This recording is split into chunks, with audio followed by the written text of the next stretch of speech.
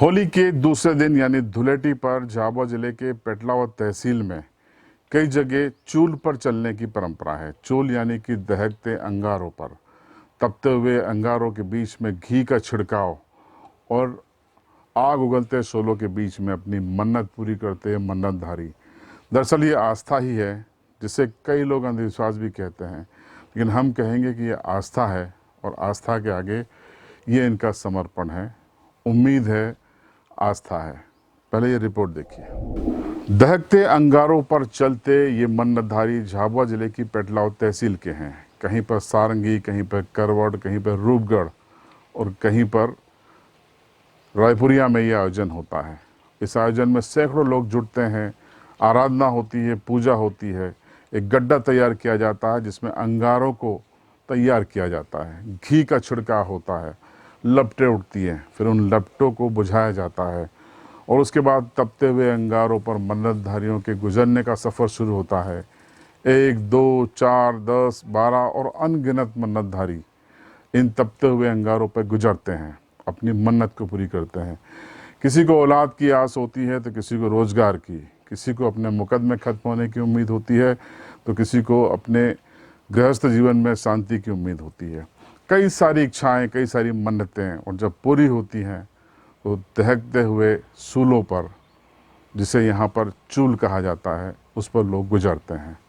गुजरने वाले और आयोजकों का इस पूरे मामले पर क्या कहना है, सुनिए। आज ग्राम करवड़ में चूल का आयोजन जो प्रतिवर्ष होता है उसके हिसाब से आज धुलंडी के दिन हर वर्ष होता है और ये माँ भगवती की कृपा से कई वर्षों से हो रहे हैं। हमारे पूर्वजों से भी जब पूछते हैं हम, हमारे माता पिता दादा दादी से पूछते हैं कि ये चूल का कार्यक्रम कब से चलता है, तब वो भी हमें ये बताते हैं कि ये कार्यक्रम तो हमने भी सदियों जब से हम देख रहे हैं तब से चलता है। इनका कोई आज दिन तक इसका जब शुरुआत हुई वो कोई भी नहीं बता पाता है और ये प्रतिवर्ष सफलतापूर्वक ये कार्यक्रम भगवती की कृपा से होता है और इसमें सैकड़ों की संख्या में युवक और युवतियाँ इस अंगारों पे चलती है और माँ भगवती और अम्बे माता की कृपा से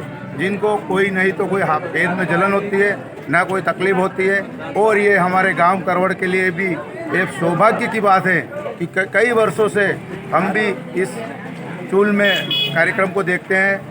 मैं विगत 15-17 वर्ष से इस ग्राम पंचायत करवड़ का उप सरपंच हूँ और मैं भी इस कार्यक्रम में हर साल सहभागी बनता हूँ, इस कार्यक्रम में भाग लेता हूँ और ये कार्यक्रम हर वर्ष सफलतापूर्वक होता है माँ भगवती की कृपा से। जय हिंद, जय भारत।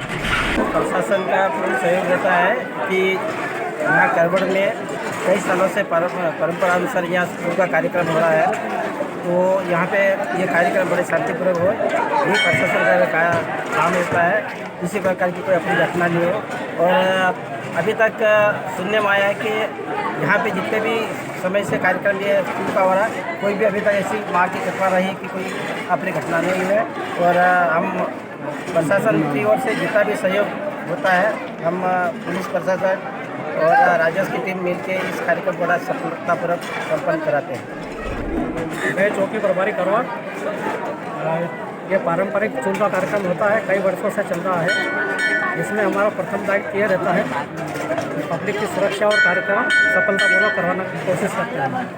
अभी तक तो पहली मेरे ये है चूल का कार्यक्रम, अभी तक तो ऐसी कोई घटना सुनने में नहीं आई है और आगे भी शांतिपूर्वक रहेगा। अभी तक शांतिपूर्वक संपन्न हुआ है। कार्यक्रम में मैं बचपन से देखता आ रहा हूँ, मतलब जब 5 साल का था तब से मैं ये चूल का कार्यक्रम देखता आ रहा हूँ। आज मेरी उम्र 47 वर्ष की हो गई, तब तक ये कार्यक्रम चल रहा है और बहुत ही शांतिपूर्वक चल रहा है।